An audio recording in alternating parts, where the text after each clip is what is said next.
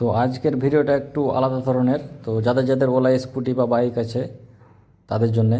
তো এই স্কুটিটা 1 মাসের জন্য বাড়িতে রেখে দেওয়া গেছিলো, চালাইনি। তার দরুন ওই স্কুটির ব্যাটারি ডিপ ডিসচার্জ হয়ে গেছিলো। তো কাস্টমার মানে সার্ভিস সেন্টারে ফোন করে জানতে পারে যে ডিপ ডিসচার্জের জন্য স্কুটিটার কোনো ওয়ারেন্টি গ্যারেন্টি কিছুই দিবে না ব্যাটারির। তো এবার আমরা তখন স্কুটিটা নিয়ে গেলাম এক জায়গায়, দিয়ে একটা মেকানিক, আমাদের ওপোলালা মেকানিককে দিয়ে স্কুটিটা খুলালাম, খুলিয়ে ব্যাটারিটা পুরোটাই বের করলাম। তো ব্যাটারিটা বের করে ওই আমাদের মানে ডাবলু মিস্ত্রি, ইলেকট্রিক মিস্ত্রি যারা জানে, 18 মাইল এলাকায় যারা আমাকে ভালো করে চিনে তারা বলতে পারবে ডাবলু মিস্ত্রি কেমন মিস্ত্রি। এটা ভালো, খুব পুরনো মিস্ত্রি।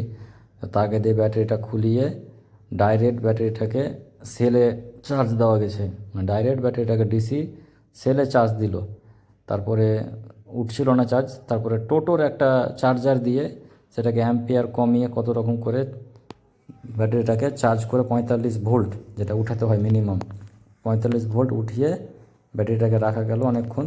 তারপরে স্কুটিতে ফিট করে স্কুটিতে দিয়ে চার্জ দিলাম স্কুটিটার। তো আমাদের 10 দিনের কষ্ট আজকে সফল হলো। আমরা নিজে নিজেই মিস্ত্রিগিরি করে স্কুটিটা ঠিক করলাম। ব্যাটারি আর পুরো ডেড হয়ে গেছিলো। হাইরে কষ্ট, ভ্যানে করে নিয়ে ধোয়াধুয়ি করছিল। লকটা খুল, কত লক হয় খুল।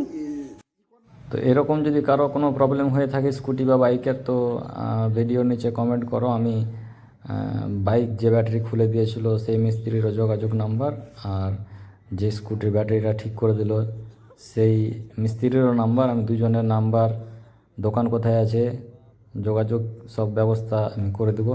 যদি কারো হয়ে থাকে তো যোগাযোগ করতে পারো। আপাতত এখানে শেষ, খতম।